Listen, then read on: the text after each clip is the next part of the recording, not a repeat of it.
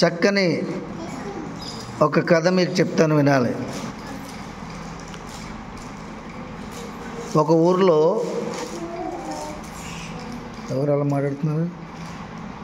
మాట్లాడుకోరు. ఒక ఊరిలో పాస్టర్ గారు ఉన్నారట. మంచిగా పరిచర్య చేస్తున్నారు. చక్కగా మీలాగా సండే స్కూల్ పిల్లల్ని సండే స్కూల్ నడిపిస్తూ, పెద్దవాళ్ళని ఆరాధన నడిపిస్తూ చక్కగా సాగిపోతున్నారు. అయితే ఆయనకి 2 కూతుర్లు ఉన్నారు. ఎంతమంది? 2 కూతుర్లు ఉన్నారు, కొడుకులు లేరు. 2 కూతుర్ని కూడా ఆత్మ సంబంధంగా పెంచారు, దైవ సంబంధంగా వాళ్ళకి అభివృద్ధి చేసి వారిద్దరికి కూడా వివాహం చేశారట. 2 కూడా పెళ్ళిళ్ళు చేశారు. మొదటి అమ్మాయిని రైతుకి ఇచ్చారట, రైతు కుమ్మాడికి, వ్యవసాయం చేసే రైతు కుమ్మాడికి ఇచ్చారట మొదటి అమ్మాయిని. రెండో అమ్మాయిని కుమ్మరివానికి ఇచ్చారట. కుండలు చేసుకుంటారు కదా, కుండలు చేసి అమ్ముతారు కదా. రెండో అమ్మాయిని ఆ కుటుంబంలో ఇచ్చాడట సేవకుడు. వాళ్ళు కూడా దేవుణ్ణి నమ్ముకున్నారు, విశ్వాసంలో ఉన్నారు. ఆ కుటుంబాలు ఇచ్చాడు. సో ఒకరోజు చాలా కాలం తర్వాత, కథ వినండి, చాలా కాలం తర్వాత పిల్లల్ని చూడాలని మొదటిగా పెద్దమ్మాయి దగ్గరికి వెళ్ళాడట. ఎక్కడికి వెళ్ళాడు? పెద్దమ్మాయి దగ్గరికి వెళ్ళాడు. పెద్దమ్మాయి ఏ కుటుంబంలో ఇచ్చాడు? రైతు కుటుంబంలో, వ్యవసాయం చేసే కుటుంబంలో ఇచ్చాడు. ఇప్పుడు చెప్పండి, పెద్దమ్మాయిని ఏ కుటుంబంలో ఇచ్చాడు? సరే, వెళ్ళిన తర్వాత అమ్మాయిని చూశాడు. వాళ్ళ వాతావరణం అంతా కొంచెం ఇబ్బందిగా కనబడుతుంది, కుటుంబం అంతానే. ఏదో దైవజనులకు ఆటోమేటిక్గా కుటుంబం చూసినట్టుగా అర్థమవుతుంది కదా వాళ్ళ పరిస్థితులు ఎలాగున్నాయని. ఏంటమ్మా ఎలా ఉన్నారు ఏంటని కూతుర్ని క్షేమయోగాలు అడిగేటప్పటికి ఆవిడ ఒక విషయాన్ని ఆయన ముందుంచిందంట, కుమార్తె. ఏంటంటే, నాన్నగారు, ఈ మధ్య మా వ్యవసాయాలు వర్షం పడక, నీరు లేక, పంటలు పంటలేదు. ప్రభా సరికూర్చండి, నువ్వు సరికూర్చా. దేవుడి సందులో క్రమంగా ఉండాలి, నా వైపే చూడాలి. మీరు నా వైపు చూస్తే ఎవరి వైపు చూసినట్లు లెక్క? దేవుని వైపు చూసినట్లు లెక్క. ఎవరు మాట్లాడుతున్నారు మీతో ఇప్పుడు?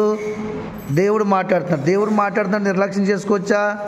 చేసుకోకూడదు. నిర్లక్ష్యం చేయకు, కాళ్ళు గోళ్ళు గూక్కోకూడదు. ఓకేనా? క్రమంగా ఉండాలి. సరిగా మీకు అర్థమవుతుందా? ఏమని చెప్పింది అమ్మాయి? పాస్టర్ గారికి ఏమని చెప్పింది? వర్షాలు పడక మా పంటలు పంటలేదు డాడీ, చాలా ఇబ్బందులు పడుతున్నాము.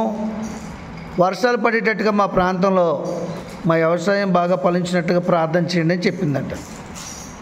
సరే అమ్మ, అలాగే ప్రార్థన చేస్తానని చెప్పి కాసేపు మాట్లాడి ఆ కుటుంబం నుంచి మరలా రెండో అమ్మాయి ఊరు వెళ్ళారట. రెండో అమ్మాయిని ఇచ్చాడు కదా. ఎవరికి ఇచ్చాడు రెండో అమ్మాయిని? కుమ్మరి వానికి ఇచ్చారు. కుండలు చేసుకుని వ్యాపారం చేసుకునే వ్యక్తికి ఇచ్చాడు. ఆ ఊరు వెళ్ళాడట. ఆ ఊరు వెళ్ళి రెండో అమ్మాయిని కూడా కలిశాడు. రెండో అమ్మాయిని కలిసినప్పుడు ఆ ఇల్లు కూడా సంతోషంగా కనబడలేదు ఈయనకి. ఏదో బాధలు ఉన్నట్టు, ఏదో వేదనలో ఉన్నట్టు, ఏదో లోటు కలిగి ఉన్నట్టుగా ఈయనకి కుటుంబం కనబడింది. ఆ కుటుంబం కూడా అప్పుడు వెళ్ళి కూర్చుని కొద్దిసేపు మాట్లాడినప్పుడు, క్షేమయోగాలు అడిగినప్పుడు రెండో అమ్మాయి చెప్తుందంట, ఎలా ఉన్నారమ్మా ఏంటని అడిగినప్పుడు రెండో అమ్మాయి ఏం చెప్తుంది? తన బాధ తను చెప్తుంది. ఏం చెప్తుందా బాధ? డాడీ, మాకు ఎండలకి ఆయట్లేదు, రోజు వర్షం పడిపోతుంది, చేసుకున్న కుండలు ఆరబెట్టడానికి ఎండ రావట్లేదు, దానివల్ల కుండలు ఎంటలేదు, దానివల్ల వ్యాపారం లేకుండా పోయింది మాకు, దానివల్ల కుటుంబంలో ఇబ్బందులు కలిగి ఉన్నాము. వర్షాలు రావద్దని, ఎండలు కాయాలని ప్రార్థన చేయండి డాడీ అని చెప్పిందంట. పెద్దమ్మాయి ఏం చెప్పింది? వర్షాలు కురాలని ప్రార్థన చేయమంది పంటలు పండడానికి. ఇప్పుడు రెండో అమ్మాయి ఏం చెప్తుంది? వర్షాలు రాకుండా ప్రార్థన చేయి డాడీ, ఎండే కాయాలని ప్రార్థన చేయి, ఎందుకంటే మా కుండలు ఎండాలి, ఎండిన కుండలు మేము అమ్ముకోవాలి, అమ్ముకుని మేము అభివృద్ధిలోకి రావాలి, అలాగని ప్రార్థన చేయమందంట. మరి ఇప్పుడు ఏమని ప్రార్థన చేయాలి? ఈయన పెద్ద కుమార్తె ఏమో వర్షాలు పడాలని ప్రార్థన చేయమంది వ్యవసాయం పంటల కోసం, రెండో కుమార్తె ఏమో వర్షాలు పడకుండా ఎండలే కాయాలని ప్రార్థన చేయమండి. ఈ ఇద్దరు కుమార్తెలు కూడా ఒక తండ్రి కుమార్తెలే, ఈయన సేవకుడు. మరి ఎవరి గురించి ప్రార్థన చేయాలి? వర్షాలు రమ్మని ప్రార్థన చేస్తే కుండలు ఎండవు, రెండో అమ్మాయికి ఇబ్బంది కలుగుతుంది, అవును కదండి. ఎండలు రావాలి వర్షాలు కొడకూడదని ప్రార్థన చేస్తే మొదటి అమ్మాయికి ఇబ్బంది కలుగుతుంది. మరి అప్పుడు ఎలా ప్రార్థన చేయాలి? మీరైతే ఎలా ప్రార్థన చేస్తారు చెప్పండి, మీకున్న జ్ఞానంతో చెప్పండి, పర్లేదు. ఎలా ప్రార్థన చేయాలి అప్పుడు చెప్పండి. ఎలా ప్రార్థన చేయాలంటే, రబ్బాయి సరిగుండు, వ్యక్తిగత ప్రార్థన చేయకుండా పరలోక ప్రార్థన మొదటి మాట పట్టుకుని చేయాలి. ఏం చేయాలి? పరలోకమందున్న మా తండ్రి, మీ నామం పరిశుద్ధపరచును గాక, మీ రాజ్యం వచ్చును గాక, మీ చిత్తము పరలోకమందు నెరవేర్చబడినట్లు భూమి యందును నెరవేర్చబడి. అంటే అక్కడ ఏం చెప్పాలి? ప్రభు దగ్గర ఏం ప్రార్థన చేయాలి? వర్షాలు కురవడం నీ చిత్తమైతే వారి కష్టం మెరుగున్న దేవుడువు, అది తీర్చే దేవుడువు, ఆ ప్రాంతంలో నీ చిత్తమైతే వర్షాలు పడేటట్లుగా చేయండి. పెద్దమ్మాయి ఉన్న ఊర్లో వాళ్ళకున్న విశ్వాసాన్ని బట్టి విశ్వాసం అడిగారు కనుక, రెండో అమ్మాయి ఉన్న ఊర్లో నీ చిత్తమైతే వర్షాలు పడకుండా ఎండలు కాయినట్లుగా చేయండి. ఈ రెండు కూడా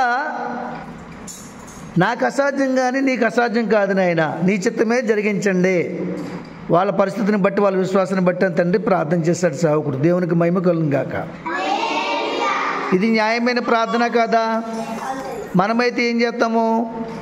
మనమైతే ఇలాంటి ప్రార్థన చేయం, ప్రార్థన చేయడం మానేస్తాం మొత్తానికి. మొట్టమొదటి ప్రార్థన చేస్తే వర్షాలు పడమంటే రెండో అమ్మాయికి ఇబ్బంది, ఎండలకు ఏమంటే మొదటి అమ్మాయికి ఇబ్బంది. కాబట్టి ప్రార్థన చేయడం మానేసి వాళ్ళ విశ్వాసాన్ని దేవుని దగ్గర పాదాల సందులో పెట్టడం మానేసి ఏం చేస్తాం? మనం కలవరంలో పడతాం, అవునా కదా చెప్పండి. ఏం చేయాలి ప్రభువా, ఎలా ప్రార్థన చేయాలి ప్రభువా అని అడుగుతాం. ఏమండి,